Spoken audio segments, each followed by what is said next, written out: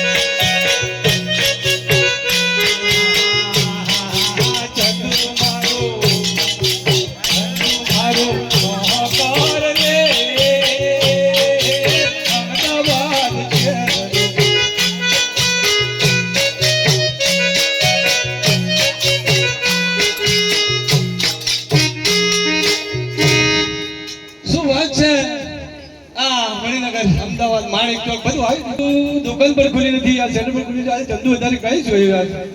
અહીં કઈ ખબર નથી અને ખબર નહીં નોકર છે નોકરી કરે અને હજુ સુધી દુકાન નહીં ખુલી અલા હવે ચાંદુ અલા જલ્દી આવ અલા લાડુ ખાવા મંડો અલા જલ્દી ચાંદુ